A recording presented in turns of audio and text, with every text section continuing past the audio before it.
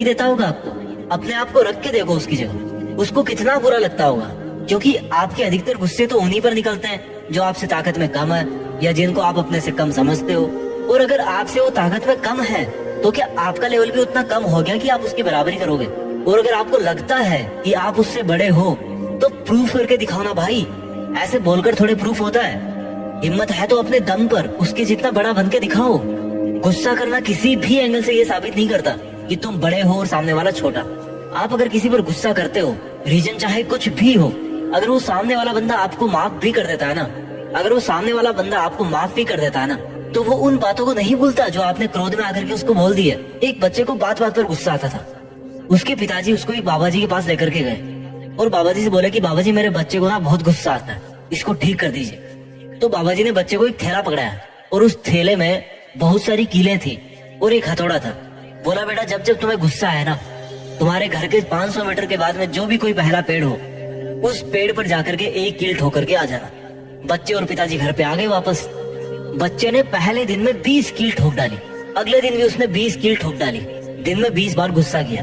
धीरे धीरे बच्चे को समझ में आने लगा कि जितनी ताकत मुझे वहां पे जाके कील ठोकने में लगती है ना, उतनी ताकत गुस्से को कंट्रोल करने में नहीं लगती। और इस तरह से बच्चे ने अपना गुस्सा कंट्रोल करना धीरे धीरे शुरू कर दिया। 1 महीने बाद ऐसा दिन आया जब उस बच्चे ने एक भी कील नहीं ठोकी, क्योंकि उसको एक बार भी गुस्सा नहीं आया। बच्चा और उसके पिताजी खुशी खुशी बाबा जी के पास थैंक यू बोलने के लिए पहुंचे। बाबा जी ने बोला कि नहीं, अभी तो तुम्हारी आधी कक्षा हुई है, अभी जो मेन क्लास है ना वो तो तुम्हारी बाकी है। बोला क्या? गुस्सा तो करना मैं छोड़ चुका हूँ। बोला बेटा गुस्सा करना तुमने नहीं छोड़ा है, गुस्सा तुमने कंट्रोल करना सीखा है। गुस्सा तुम्हें अब भी आ रहा है लेकिन तुम उसको कंट्रोल कर ले रहे हो। अब कल से जब भी तुम्हें गुस्सा आए और तुम उसको कंट्रोल कर लो, और जब तुम्हें पता पड़े कि मैंने गुस्सा कंट्रोल कर लिया है, तब तब उस पेड़ के पास में वापस जाना और एक कील वापस निकाल करके ले आना। जब जब तुम्हें गुस्सा आए और तुम उसको कंट्रोल कर लो, तब तब एक एक कील वापस निकाल के ले आना। और जब तुम्हारा वो बैग वापस भर जाए तब मेरे पास में वापस आना। बच्चा सोचा क्या आफत आई है यार, गुस्सा करना मैं तो छोड़ चुका था। बट कोई नहीं, बाबा जी ने गुस्सा कंट्रोल करना सिखाया तो चलो इतना और कर देते हैं, क्या दिक्कत है, 1 महीना और लगेगा। बच्चा और उसके पिताजी वापस घर आ गए।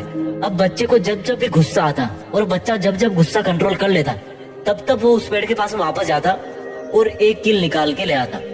लेकिन वो जो एक कील निकालता था उसमें उसके पसीने छूट जाते थे, क्योंकि कील को ठोकना आसान है, निकालना बहुत मुश्किल है। कई बार तो वो बिना कील को निकाले वापस लौट के आता था, क्योंकि उससे वो कील निकल ही नहीं पाती थी। ऐसे करके 1 महीने से भी ऊपर वक्त बीत गया। उसका थैला सिर्फ आधा ही भरा था, यानी कि जितनी कीलें उसने ठोकी थी उसकी आधी कीलें उसने वापस निकाल पाई थी।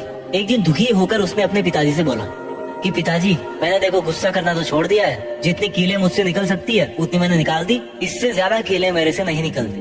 बोला ठीक है बेटा चल लेते हैं बाबा जी के पास। बाबा जी के पास गए तो उन्होंने जाते बोला कि ये क्या, मैंने तो तुम्हें पूरा बैग भर के दिया था कीलों का, तुम तो आधा ही वापस लेके आ रहे हो। बोला बाबा जी मैंने बहुत ताकत करी लेकिन फिर भी कुछ कीलें जो अंदर ही रह गई।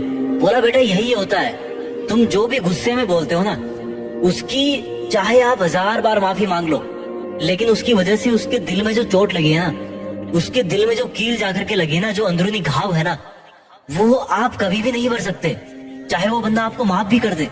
और जो कील के निकलने की वजह से जो वहां पे छेद बन गया है, उसकी वजह से आपका जो विश्वास है ना, आपका जो रिलेशन है वो कमजोर पड़ जाता है। बच्चे को अब पूरी तरह से समझ में आ गया। उसको बहुत पश्चाताप हुआ कि मैंने क्यों अपनी जिंदगी में इतना ज्यादा गुस्सा किया। अपने गुस्से को उस वक्त कंट्रोल करना मुश्किल हो जाता है जब वो आ रहा होता है। अगर उसको कंट्रोल करना है ना, तो वो जब गुस्सा आपके अंदर भरना शुरू हो, आपको उसी वक्त रोकना है। अब रोकने का मतलब ये नहीं कि सामने वाले पर चिल्लाए तो नहीं, पर रूम में आकर के अपने आप को बंद कर लिया, बात नहीं कर रहे, मुंह फुला लिया, बिस्तर से उठ नहीं रहे। ये भी तो एक गुस्सा है ना। ये क्या आपकी और अगले वाले की एनर्जी को वेस्ट नहीं कर रहा? गुस्से में चिल्लाओगे तो बाद में पछतावा होगा, और गुस्से में अगर अपने आप को सबसे अलग कर लिया, नाराज हो गए, तो भी तो भैया नुकसान है। गुस्सा चाहे मन में रखो या सामने वाले पे रखो, फायदा किसी में नहीं है मेरे भाई। इसलिए अब मैं आपको एक तरीका बताने वाला हूँ जिससे आपके 90% गुस्से छूट जाएंगे, और वो जो 10% फिर बचेंगे ना, वो मैं आपको बताऊंगा कि उनको कैसे काम में लेना है। तो सबसे पहले बात करते हैं कि आप जो डेली लाइफ में गुस्से करते हो, आपके अधिकतर गुस्से हैं, उनको कैसे छोड़ें। छोड़ने के लिए इसका अंदरूनी कारण आपको समझना पड़ेगा। गुस्से का कारण है अपने आप को परफेक्ट समझना। या मान लो आप परफेक्ट हो किसी में भी, किसी भी काम में, किसी भी जगह आप परफेक्ट हो, पर आपकी एक गंदी आदत है कि जो आपके साथ में है ना, वो भी परफेक्ट होने चाहिए। क्यों भाई? अगर वो भी आपकी तरह कोई गलती नहीं करते तो आप में और उनमें क्या फर्क रह जाता? आपको समझना है कि लोगों से हो जाती है गलतियां, और जब गलतियां होती है और आप उन्हें जब माफ कर देते हो तो आपकी जो इज्जत है ना वो सामने वाले की आंखों में और ज्यादा बढ़ जाती है। अब आप बोलोगे कि अगर यार सामने वाला बंदा बार बार गलती करे तो क्या? तो गुस्से की एक्टिंग कर लो, गुस्सा मत करो, केवल उसकी एक्टिंग कर लो। जैसे बच्चे कोई गलती करते हैं तो क्या उनकी गलतियों को दिल पे लेते हो? उनको डराने के लिए तो उनको चांटा दिखाते हो ना। तो बड़े होकर दिल पे लेना क्यों सीख गए? ज्यादा समझदार हो गए क्या? अगर छोटा बनने से फायदा हो रहा है ना तो भाई छोटे बन जाओ, कोई दिक्कत नहीं है। लाइफ में जितना याद रखना जरूरी है उतना ही भूलना और माफ करना भी जरूरी है। अगर आपको लग रहा है ना कि अगर आपने गुस्सा नहीं किया सामने वाले पे तो कुछ बहुत बड़ी गड़बड़ हो जाएगी, किसी का बुरा हो जाएगा, तो आपको वहां पर रिस्पॉन्ड करना ही पड़ेगा, रिएक्शन नहीं देनी। ध्यान रखना, रिस्पॉन्ड करना है। जहां पर इमोशन जुड़ जाते हैं ना, बातें जब दिल पे टच होने लगती है ना तो वहां पे भाई दिक्कत होती है। सांसें फूलने लगती है, पैर कांपने लगते हैं। आपको रिएक्शन नहीं देनी, रिस्पॉन्ड करना है, सिर्फ एक्टिंग करनी है। केवल उस एक्सेप्शनल केस में जिसमें अगर आपने सामने वाले को नहीं रोका, उसको आपने गुस्से से नहीं दबाया, तो जैसे मान लो किसी का गला पकड़ सकता है, किसी को मार सकता है, सिचुएशन से आपको समझ में आ जाएगा। और जब आपको रियल वाला गुस्सा है या आपका दिल बहुत दुखी हो, जो हजारों गुस्सों में से कोई एक गुस्सा होता हो, तो वो जो गुस्सा है ना, उस गुस्से को आपको अपने सबसे बड़े मोटिवेशन में बदलना है। जैसे मान लो किसी ने आपकी बहुत बड़ी बेइज्जती कर दी, तो आपको सोचना है कि ऐसा क्या नहीं है मुझ में कि मुझे ये दिन देखना पड़ा। गुस्सा दिखाना है तो केवल एक्टिंग करो। अगर गलती से आ भी गया, क्योंकि एक नॉर्मल इमोशन है, जैसे हम हंसते हैं, हम रोते हैं, दुखी होते हैं, तो उसी तरह से ये भी एक तरह का इमोशन है। तो अगर गुस्सा आ भी गया गलती से, तो उसको यार सही जगह पे काम पे लगाओ ना। यार कपड़े धो लो, जिम में चले जाओ, गुस्से को ही बर्न कर दो पसीने से, फायदा भी हो जाएगा, किसी का नुकसान भी नहीं होगा और गुस्सा भी शांत हो जाएगा। जो एड्रेनलिन और कार्टिसोल हार्मोन होता है ना, वो बनता है आपकी बॉडी में जब आप गुस्सा करते हो।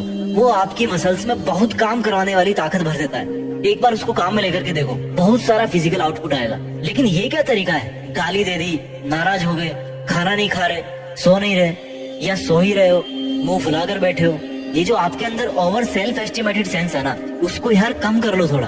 आपका जो काम बिगड़ने पे गुस्सा आता है, उस काम को बिगाड़ने वाला रीजन इतना स्पेशल नहीं होता। जितनी बड़ी आप रिएक्शन देते हो, उस रीजन पे आपको कभी गुस्सा नहीं आएगा।